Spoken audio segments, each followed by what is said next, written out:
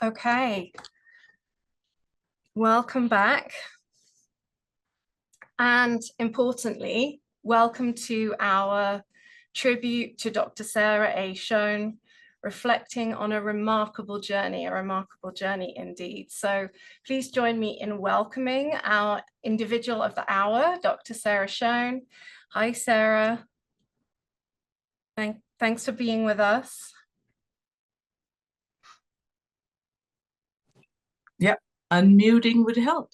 It's a thing, right? The thing, yeah. Um, Yeah, so we're going to kick off this celebration hour, sharing with our attendees some highlights and areas of your career. Here we go. So really a remarkable journey, and I've got my Kleenex ready because we're going to look back on the things that you've done, the impact that you've had, the way that you have changed and shaped this organization, and it's pretty impressive. Is sort of just a taster, a highlight of the years, the honors, the publications.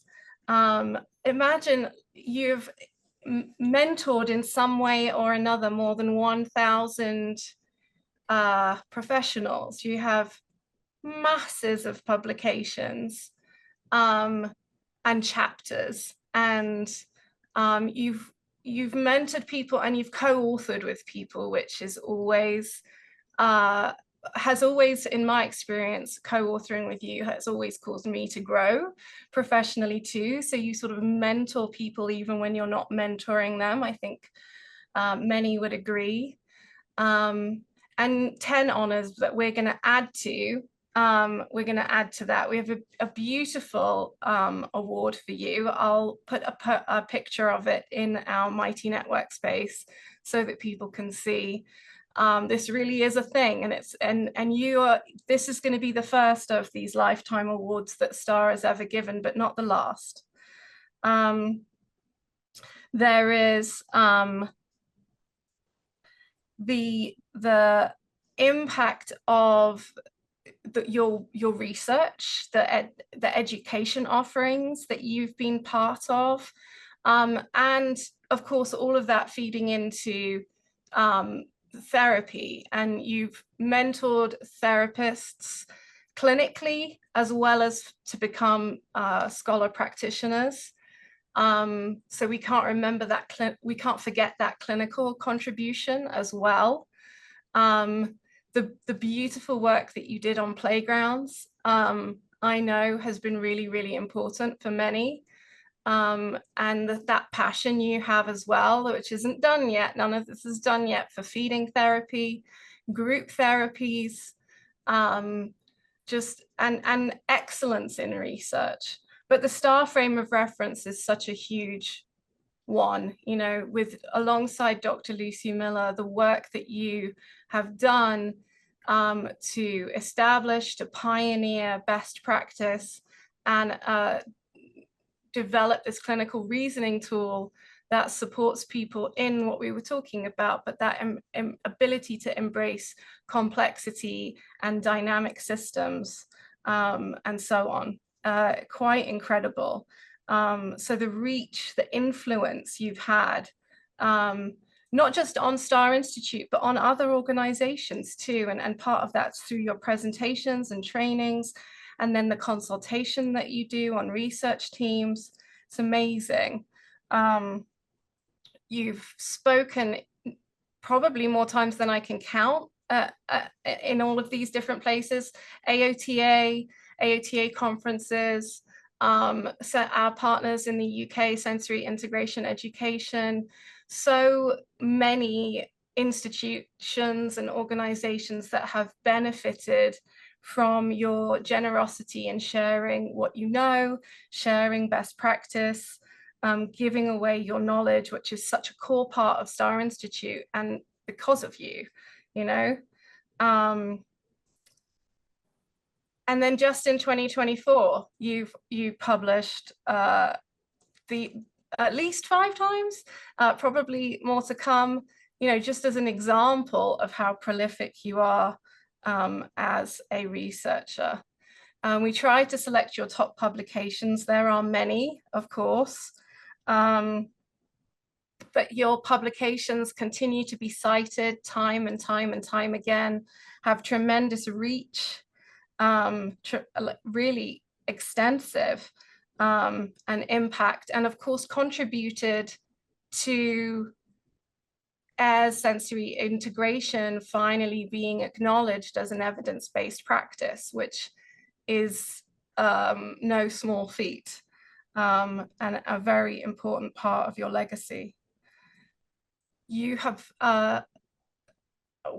we apologize if anyone's missing from here, but we've tried to capture all the co-authors you've worked with. Look at that, that's amazing. The purple are names of people who've been part of Star Institute over the years. And again, apologies if anyone should be purple that isn't. You know, and we've also got people in here who were part of the scientific work group, which is a project unprecedented maybe in its reach and the impact that it had. Those blue names are people who've been part of symposiums in recent years, part of discussions. And then there are the honors so far, the honors that you have, and that recognition that is so well deserved of the incredible work that you've done. And it really is, it's a formidable library that you have cultivated there. And again, that reach of, if you think about all those people that you're mentored, and then the influence they have, you know, that ripple effect is really very beautiful. And we are going to have a traditional part of Symposium, our conversation with Sarah, usually led by Sarah, Dr. Schoen, as she interviews someone else. But this time, Dr. Schoen is the interviewee. But before we do that, we're going to share some thoughts from those you've impacted. And I think I fixed the sound problem, but please let me know really quickly if that's not the case. And so I need to figure out which video I'm playing here.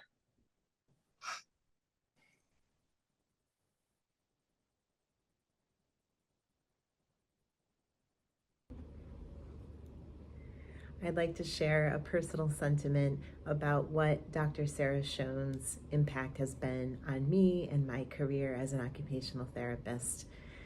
Sarah, you have made such a difference in my life. You've served as a mentor to me for research projects and papers that I felt passionate about but wasn't sure how to proceed with.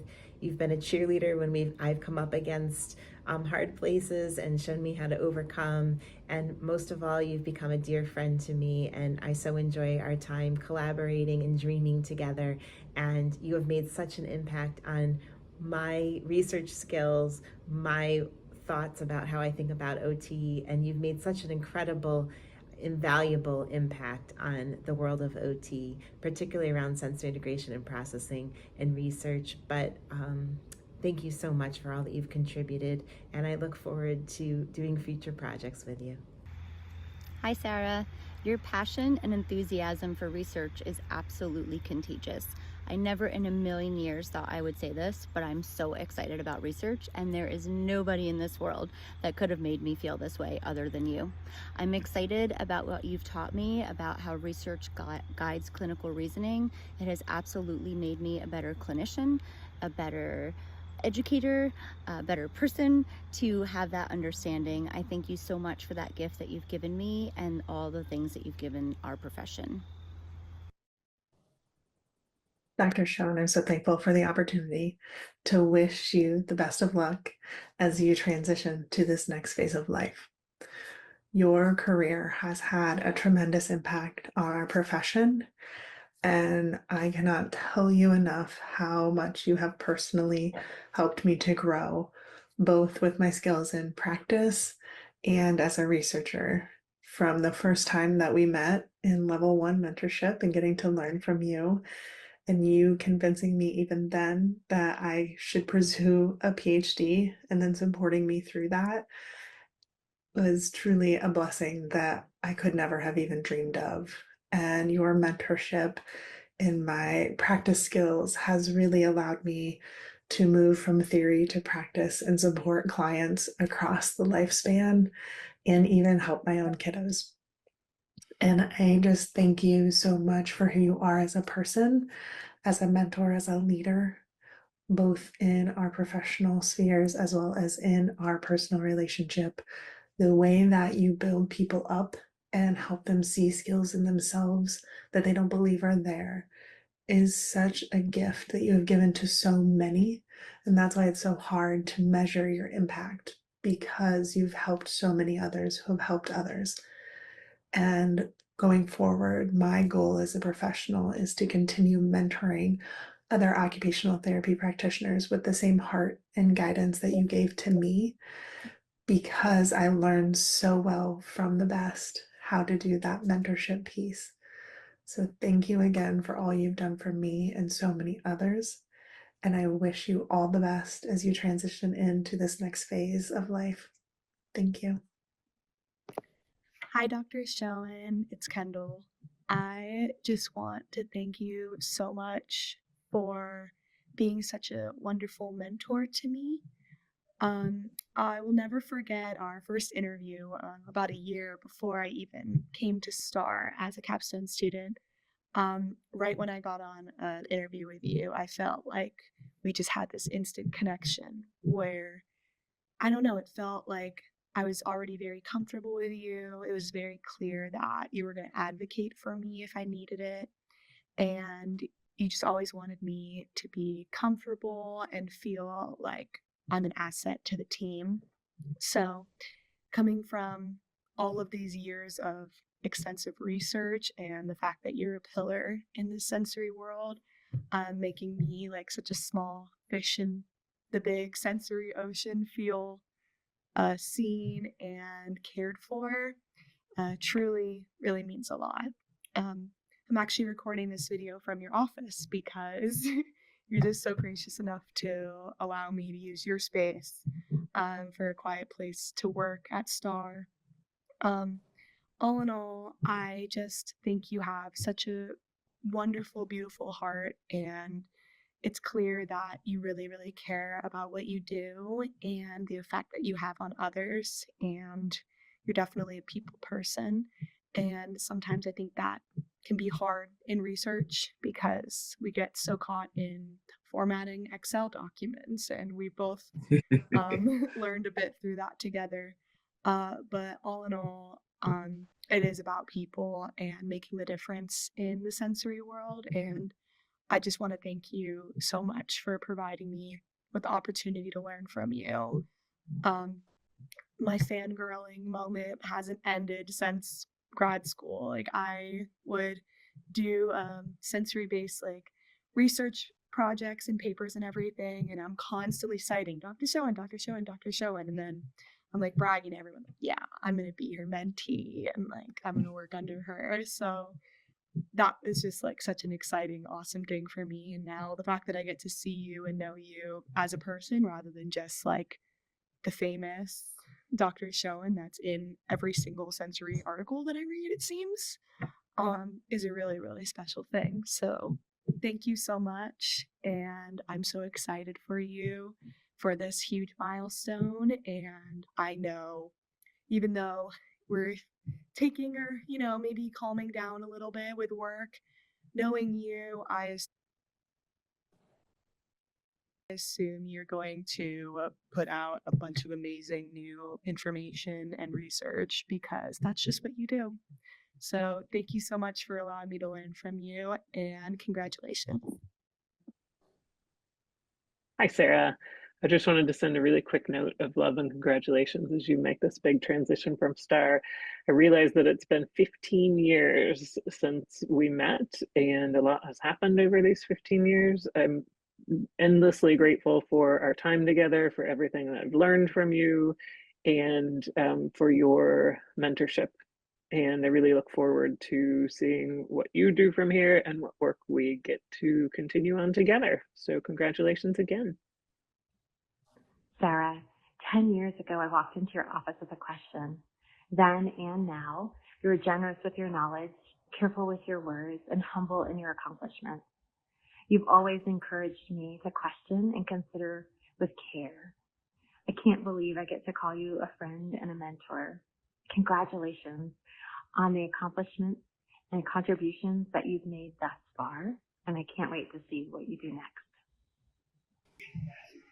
Hi, Dr. Schoen. This is Mim, and I just want to congratulate you on the most illustrious time at STAR and all that you have done for our community, for STAR, for research in general.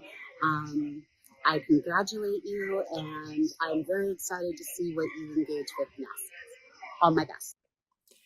Sarah, it's so exciting to celebrate this with you. Your contributions to STAR and to the greater community have been inspirational, to say the least.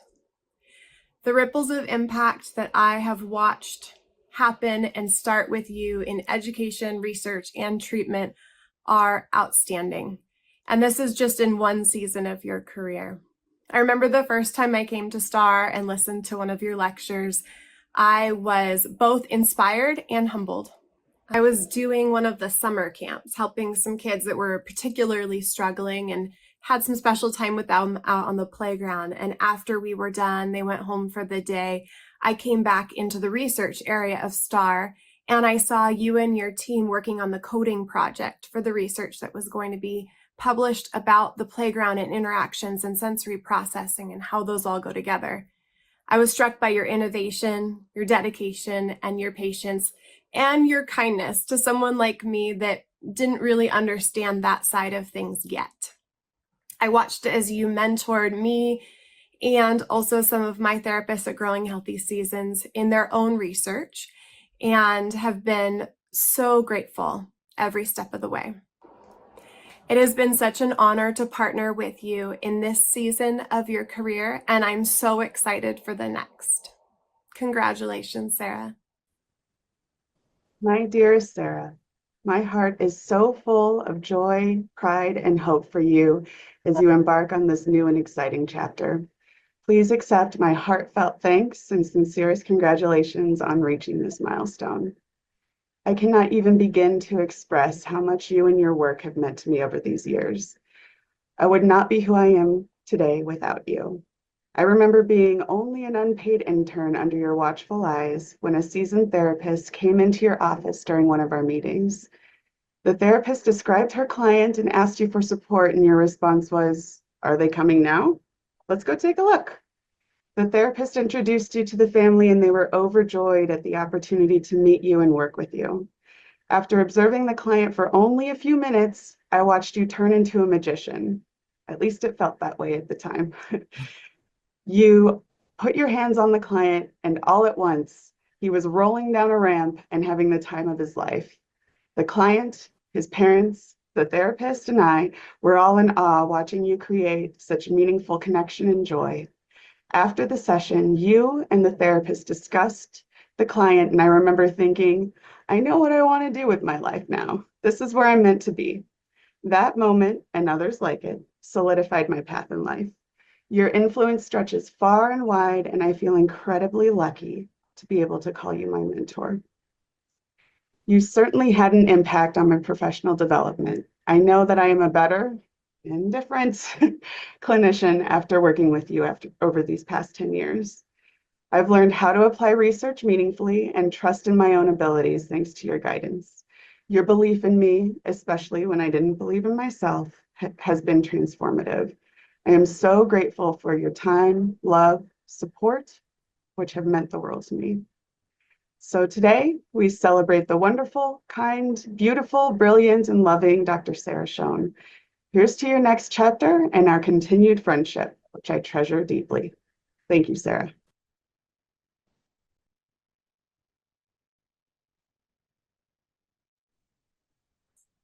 Thank you, Sarah.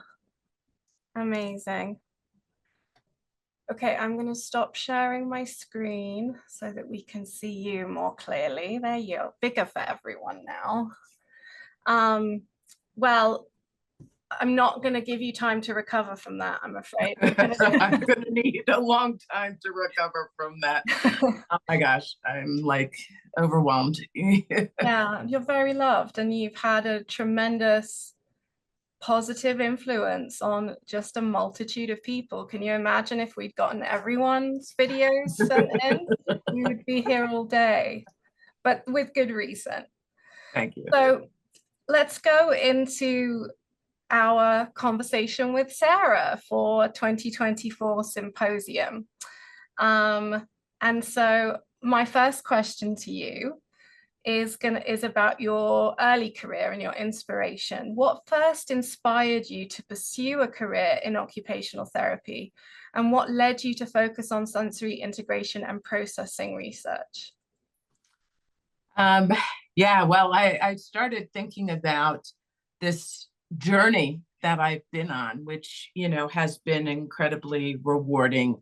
And I do want to, before I even answer that question, emphasize the fact that the journey hasn't stopped. It's just going in a slightly different direction, which I'll share as well. But I was fortunate enough to reunite with the therapist who was my supervisor on my pediatric affiliation, who was a dear friend, my friend Nancy. But it, you know, like many who go into OT, they may have majored in psychology, which is what I did. And then, you know, I had this wonderful fieldwork experience and in sensory integration. And I'm like, okay, this is it. I'm going to play with kids every day, and they're going to pay me. What could be bad about that?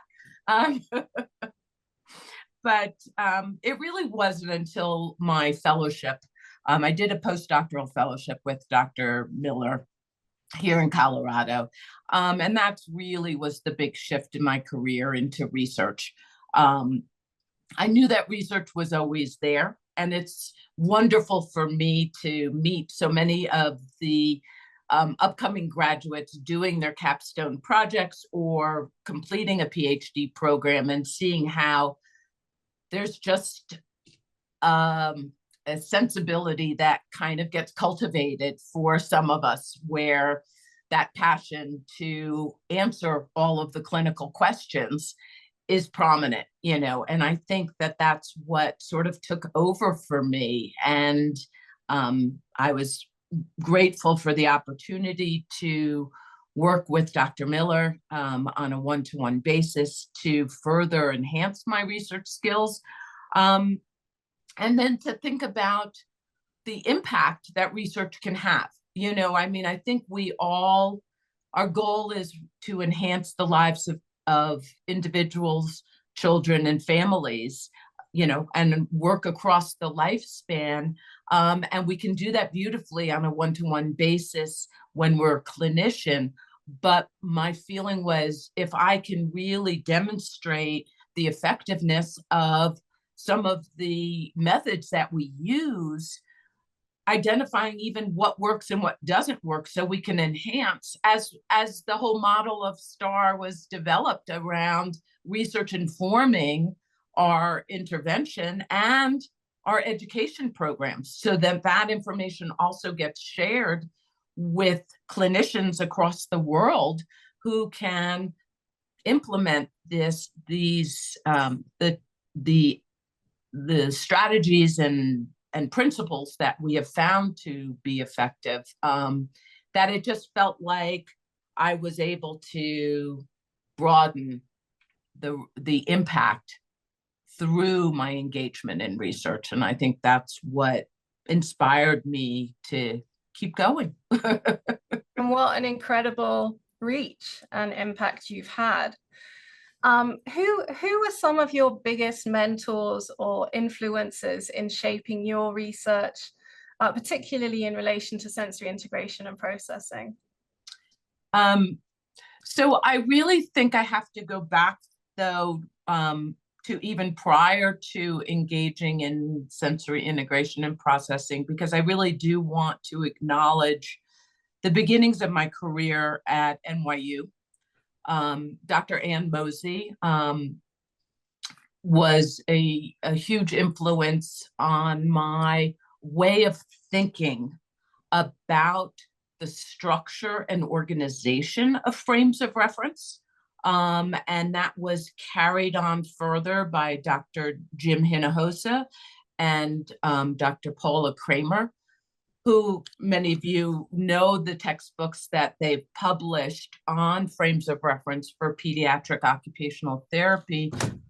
But that method of thinking and critical analysis and organization of information has been a huge value to me in the field of sensory integration and processing, particularly in helping to write the not only the sensory integration frame of reference, which is in their textbook, but also, of course, the STAR frame of reference, which is highlighted in their textbook.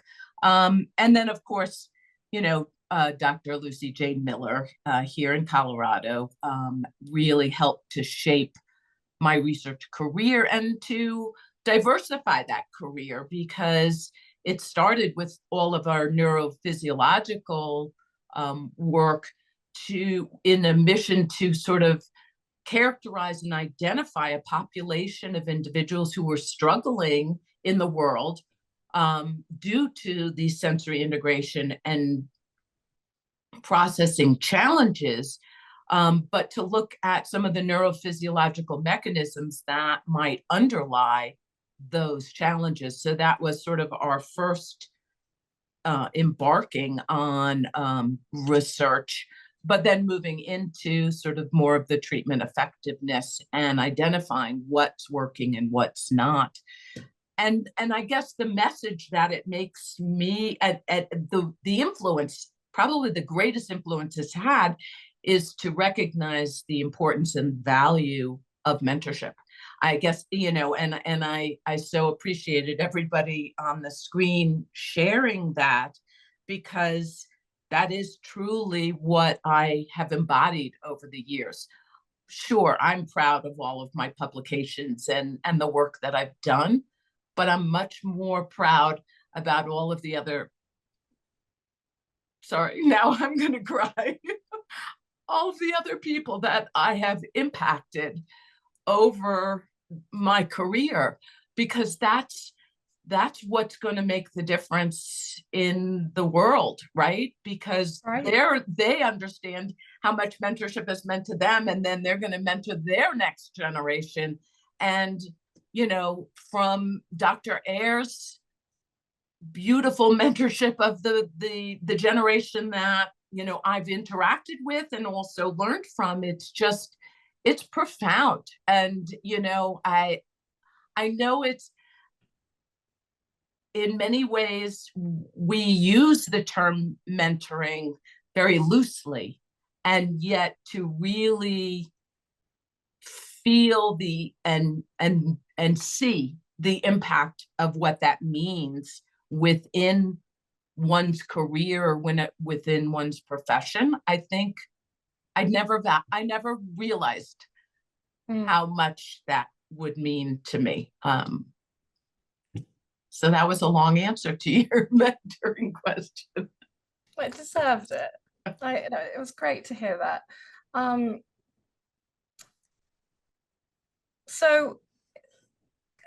So your collaboration with Dr. Lucy Jane Miller on the sensory processing scales is a major contribution to the field. Can you tell us how this tool is advancing the evaluation of differences in sensory integration and processing? Yes. Well, so, this has been a long journey, and I like to tell the little story because I think people will appreciate it, because I also know Dr. Miller. But we started on this because of funding from the Wallace Research Foundation, who I think somebody mentioned, maybe you mentioned the scientific work group that was started because of that funding, which also had a huge ripple effect on research in sensory integration and processing. But importantly, we were tasked with the goal of developing a sensory evaluation tool. And at the time, our primary focus was on over-responsivity. So we developed the first of our examiner-administered scales that also had a parent report measure component or self-report measure component. And it was exclusively around the subtype of over-responsivity. Well, a few years into it, Dr. Miller said, well, if we're doing over-responsivity, we really should look at sensory modulation as a broader category. So we started developing items for sensory modulation. And then a few more years into it, it was like, well, there's also posture and praxis. So let's just do the whole bundle. So that's how we sort of evolved into the sensory processing 3 dimensions. But I think what it really has communicated to, I hope has communicated to people in the field, is the importance of conducting a comprehensive evaluation. And that is not to discount the value of parent report measures and self-report measures and teacher measures, because they give you a broader longitudinal kind of perspective on the individual's strengths and challenges. But I think that, we also have to appreciate that what is necessary in a comprehensive evaluation is to have multiple sources of data. And so you want those report measures, you want observational tools, you want structured and unstructured observations and measures. And, the beauty, I think, of what we've created in the SP3D is that it's appropriate for a wide range of settings. It's appropriate for a broad age range, and thus it just has wider application and contributes or adds to the choices that therapists now have or will have in the field when they're working with individuals who have or for whom they want to determine if they have sensory integration and processing challenges that are interfering with their daily life. And that's why one of the other components that we added that I feel is really valuable is the occupational performance scale of the SP3D, because our goal obviously is to link these sensory differences with whatever presenting concerns, issues, problems that might come along with that, and make those important hypotheses about these sensory features and the struggles that an individual might be having. So I think in that way, it will help clinicians kind of with their clinical reasoning process in terms of interpreting what might be contributing to their daily life experience. Yeah. It's huge. And I love that. I love that you've pointed out, commitment to standardized evaluations, how it became 3 dimensions. Yeah. That's kind of cool. I don't think I knew that before. And all the pieces around, how it's going to help us at various different levels in the field. So in our delivery of one-to-one therapy, all the way through to informing research and helping us understand phenotypes and really, really critical pieces. Among your many, many achievements, what accomplishment are you most proud of during your time at Star Institute? Maybe what has been most meaningful to you? Yeah, I think that I prefer to answer it as a meaningful kind of perspective, because I really see my accomplishments as part of the work of the communities that I've been blessed to work with, to tell you the truth. There are 2 things, and I'll sort of talk about them separately, but one, is the recognition of the groups that I have been fortunate enough to collaborate with, and the meaning that that has added to my research career, both from a knowledge standpoint as well as from an impact standpoint. And there are three groups in particular that I want to highlight. One is the Sensory Integration Research Collaborative, which is a group of amazing researchers. Teresa May Benson is a member of that group, but that's Zoe Malo, Suzanne Smith-Rowley, Diane Parham, Shelley Lane, Anita Bundy. These are people who I have been so lucky to work with, to be able to go on annual retreats, to create articles and knowledge, to ask the questions, to figure out the methods and solutions to answer those questions. And it was through that group that I was really fortunate enough to be asked to be the first author on the systematic review of air sensory integration, which for me was a hallmark publication that I think has had, again, a very strong ripple effect for people's careers, because that's why we publish, so that clinicians can go out and say, yeah, there is evidence. Do we need more? Absolutely. But there are these preliminary articles and publications that we can offer the field to be able to help justify the value of what we do. The other really important group was the Sensory Processing Disorder Scientific Work Group, which, as I said, was really the brainchild of Dr. Miller, through her connection and funding from the Wallace Research Foundation, who I think initially was going to support her work for a couple of years and ended up, I think, supporting over 10 years of, was it 10 or 15? I sometimes forget how many years passed by, but it was a substantial enough time frame that allowed us to bring researchers across the country in different fields, whether it was neurology, psychology, psychiatry, child development, an amazing group of and neurophysiologists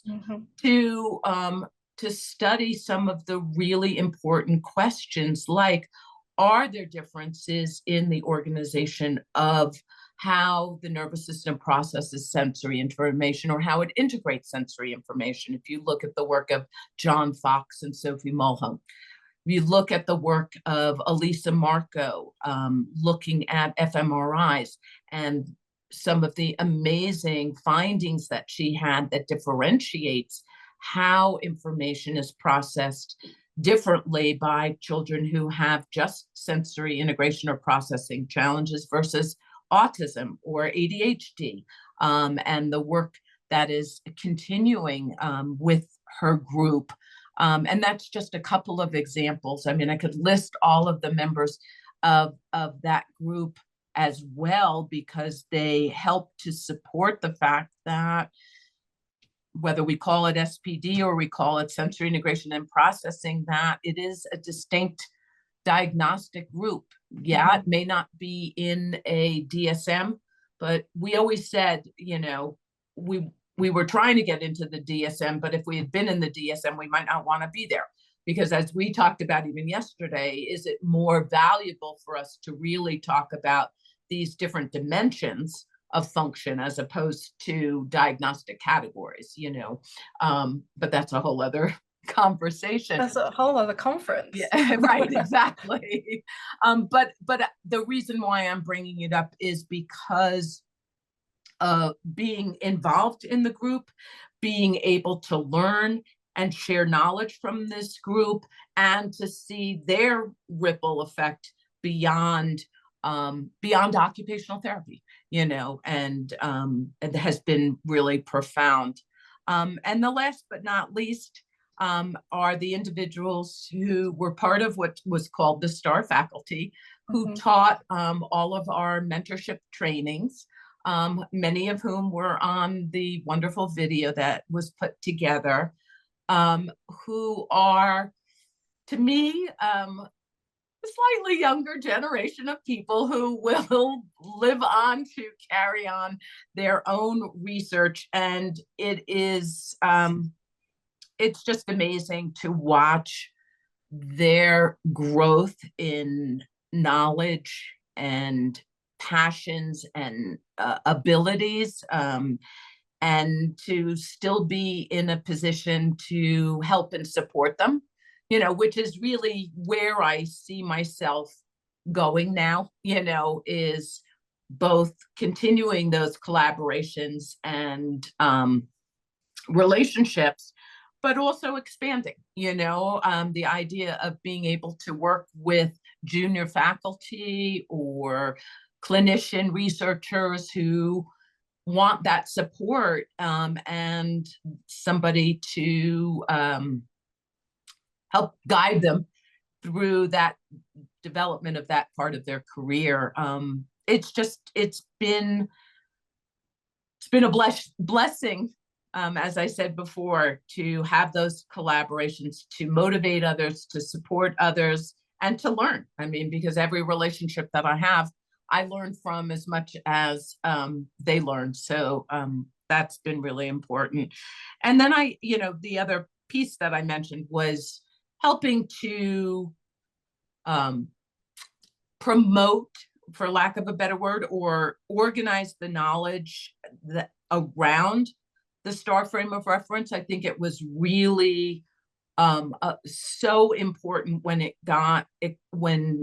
Paula Kramer was open to the idea of putting it into, I don't know whether it was the second or third edition of the textbook.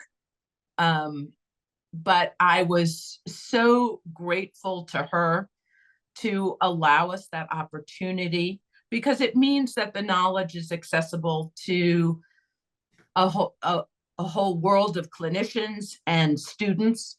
And I was very much schooled in how to structurally organize that information so that it was accessible to people, that you don't have to be a researcher, you don't have to be a theoretician, but to understand the theoretical principles that underlie the frame of reference, that help us identify what are the strengths and challenges, and what are the principles that, as I said, underlie the intervention, and how, particularly with the STAR frame of reference, we have integrated the principles of air sensory integration with principles relationship-based interventions, as well as regulation principles. And so I think it just was wonderful to be a part of that and to help put it into that framework, so that it's been available for a broader group of people who may or may not be able to come for a mentorship training. So they can at least read it.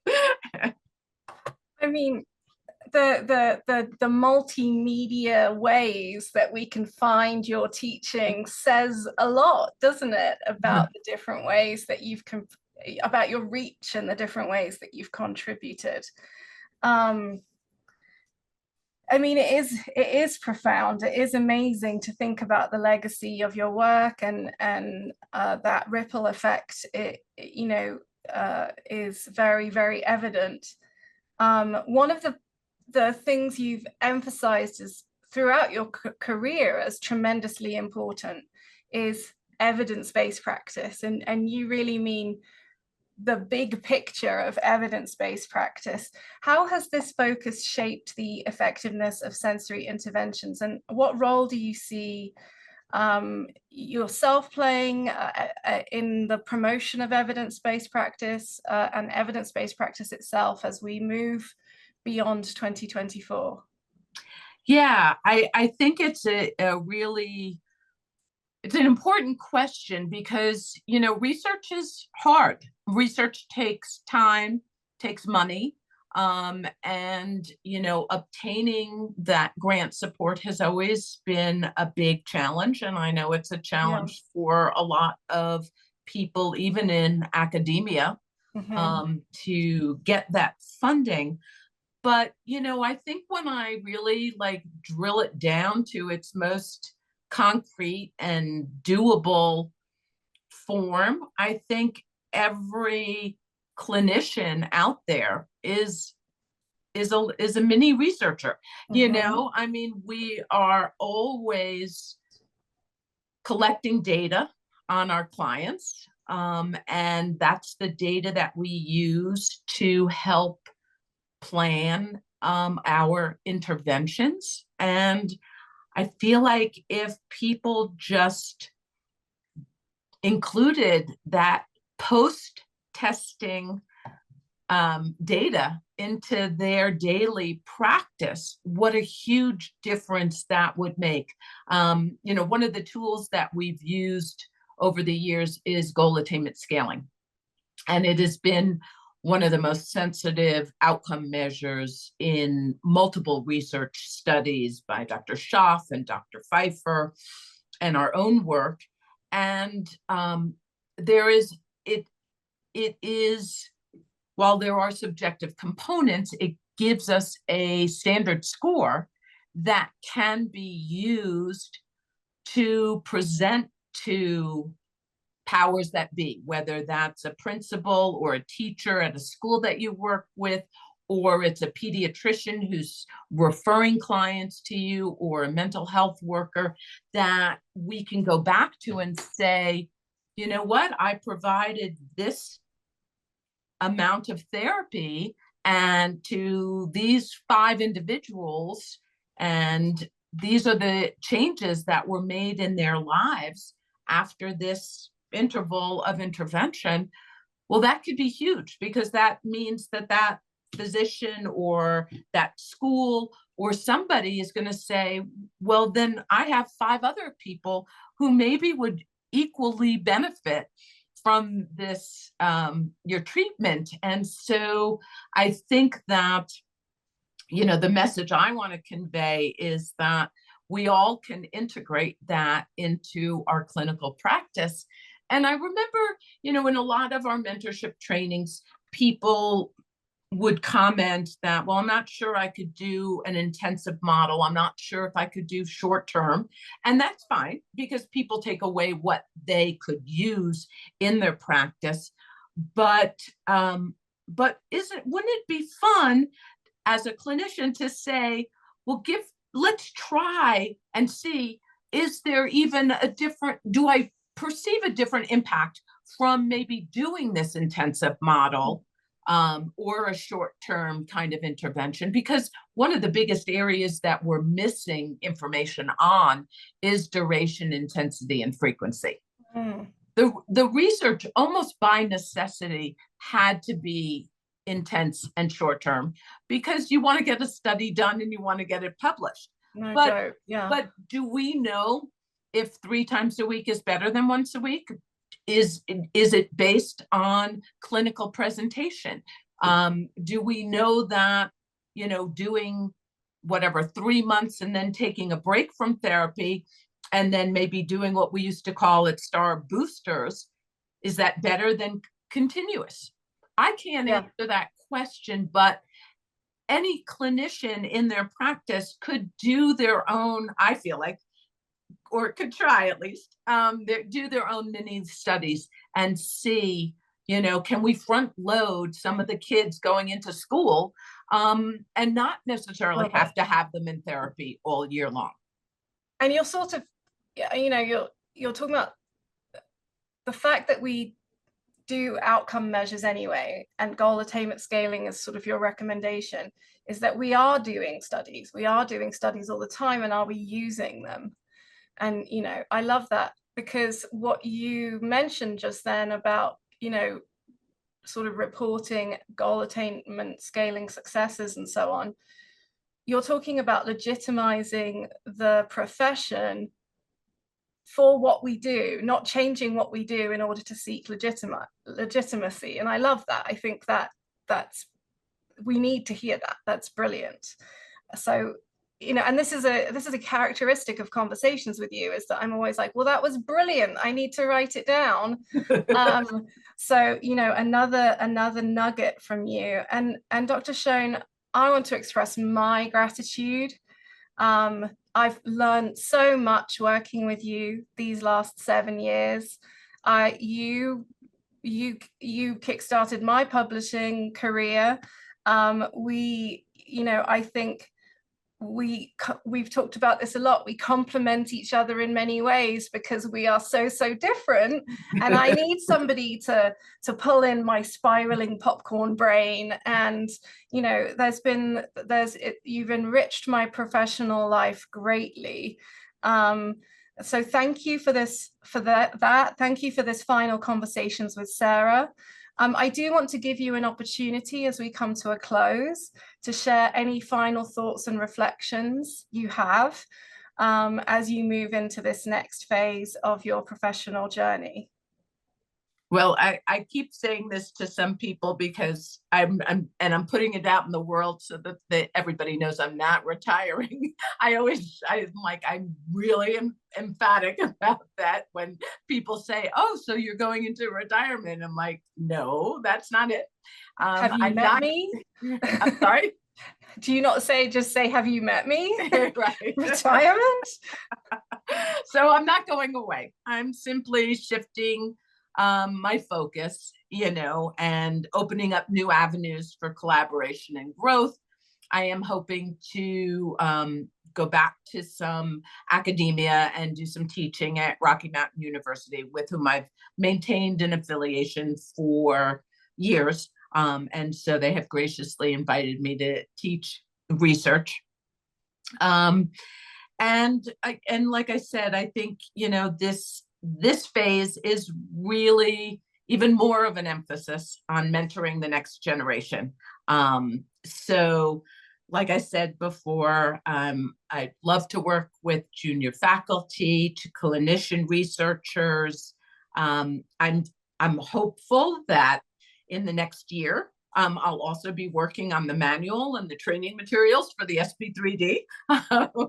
So that's a big contribution, and hopefully teaching people about the tool, although you won't have to take any courses if you don't want to, although the materials will be embedded within what you purchase.